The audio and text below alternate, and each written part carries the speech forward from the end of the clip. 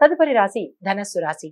ఈ రాశి వారికి ఆర్థిక లావాదేవీల్లో ఒకంత మనస్తాపానికి గురి చేసేటట్టుగా కనపడుతోంది కాబట్టి ఆర్థిక లావాదేవీలు, డబ్బుకు సంబంధించిన రుణాలు కానీ ఇవ్వడం కానీ, పుచ్చుకోవడం కానీ, అగ్రిమెంట్ల మీద సైన్ చేయడం కానీ, ఇలాంటి మాట ఇవ్వడం కానీ, ఇలాంటి పనులు డబ్బుకు సంబంధించినటువంటి ఒప్పందాలు కానీ, సంతకాలు కానీ ఈ రోజు మీరు ఏది చేయకండి.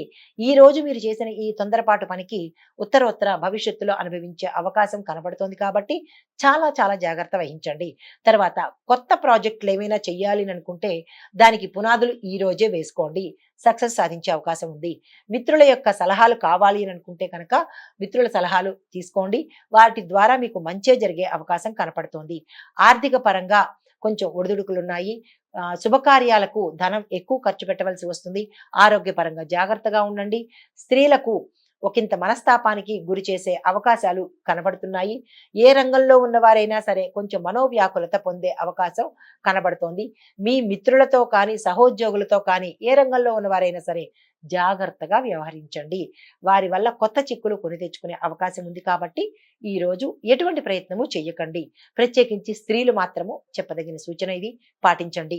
దానితో పాటు గురుగ్రహ శాంతి కోసము పసుపును దానం చెయ్యండి. తర్వాత మహాలక్ష్మి అమ్మవారి శ్రీ సూక్తము పఠించండి లేదా వినండి. పూజ చేసేటప్పుడు పాలను నైవేద్యంగా పెట్టండి. పచ్చి పాలు కాకుండా పాలల్లో పంచదార కానీ, బెల్లం కానీ వేసి అమ్మవారికి నైవేద్యం పెట్టండి. ఆర్థిక పరమైన ఒడిదుడుకులు కానీ, ఏవైనా ఇబ్బందులు కానీ ఉంటే కనుక తొలగిపోయే అవకాశం కనపడుతుంది. ఇది ఈ రాశి వారికి చెప్పదగిన పరిహారాలు, సూచనలు, ఫలితాలు కూడా. తదుపరి రాశి మకర రాశి. ఈ రాశి వారికి మీ శ్రమకు తగిన ఫలితం ఇంట బయట మీ రంగాల్లో కనబడుతుంది. ఈ రోజంతా మీదే పైచేయిగా కనబడుతుంది.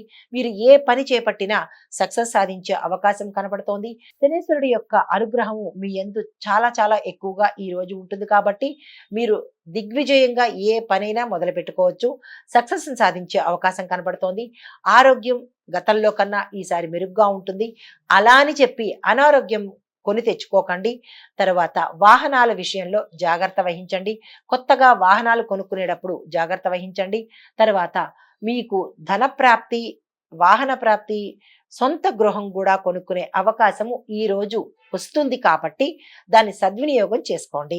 అయితే సంతోషకరమైన శుభవార్తలు మీరు వినే అవకాశం ఉంది. అన్ని రంగాల వాళ్ళకి కూడా ఈ రాశిలో ఏ రంగంలో ఉన్న వాళ్ళకైనా సరే, విద్యార్థుల దగ్గర నుంచి అందరికీ, స్త్రీలు పురుషులు కూడా మంచి శుభవార్తలు వింటారు. అయితే దానితో పాటుగా మీరు ఉదయాన్నే శివలింగానికి అర్చన చేయడం కానీ, లేదా శివాలయానికి వెళ్ళి అర్చన చేయించుకోవడం కానీ తప్పనిసరిగా చేయాలి.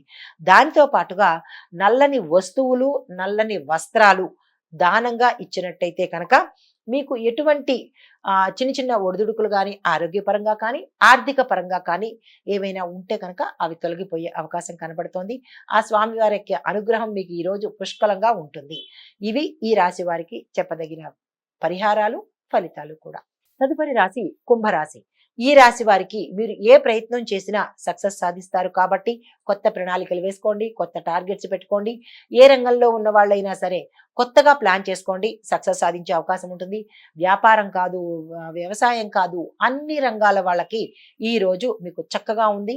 తర్వాత వ్యాపారస్తులైతే కనుక మీ దగ్గర నమ్మకంగా ఉండే వాళ్ళు మిమ్మల్ని మోసం చేసే అవకాశం ఒక విషయంలో కనపడుతోంది కాబట్టి చాలా జాగ్రత్తగా ఉండండి. అది ఎవరు, ఏమిటి, ఎప్పుడు అనేది మీరు జాగ్రత్తగా పరిశీలించుకుని వారితో జాగ్రత్తగా ఉండండి. మిత్రుల యొక్క సహకారం లభిస్తుంది. ఆర్థిక పరిస్థితి మెరుగుపడుతుంది.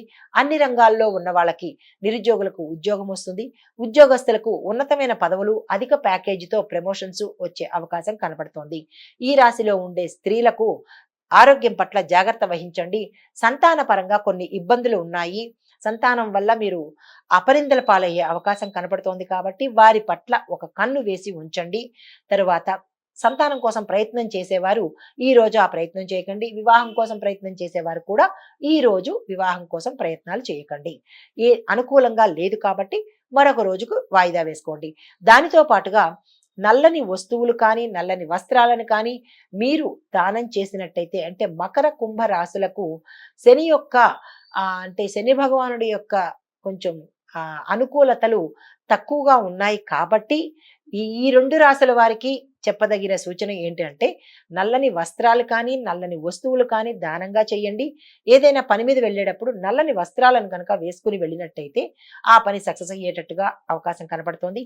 శనీశ్వరుడి ఆలయంలో నువ్వులతో కూడిన అంటే నల్ల నువ్వులు కింద వేసి ప్రమిదలో నల్ల నువ్వుల దీపం కనుక పెట్టినట్టయితే ఆ చిన్నిపాటి ఒడిదుడుకులు మీరు ఆ దాటవేయవచ్చు.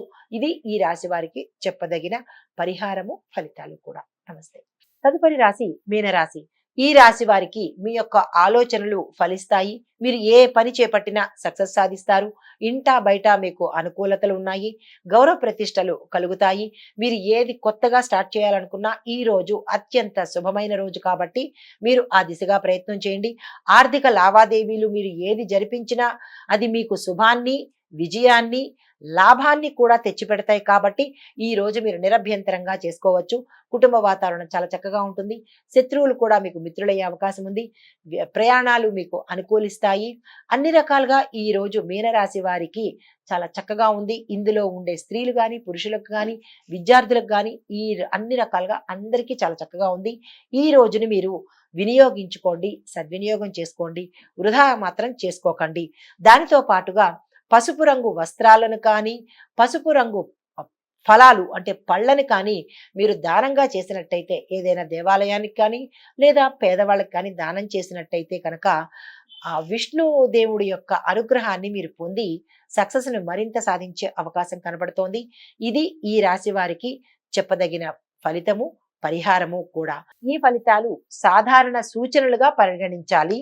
వ్యక్తిగత జాతక వివరాల మీద ఆధారంగా మరిన్ని వివరాలు, మరిన్ని పరిహారాలు, మరిన్ని పరిష్కారాలు, మరిన్ని ఫలితాలు కూడా మీరు తెలుసుకోవచ్చు. సంప్రదించాలి అనుకున్న వారు మీ దగ్గర ఉండే జ్యోతిష్కులను సంప్రదించండి లేదా నన్ను సంప్రదించండి. మీ మీ యొక్క సందేహాలను నివృత్తి చేసుకోండి, పరిహారాలను పాటించండి. నమస్తే.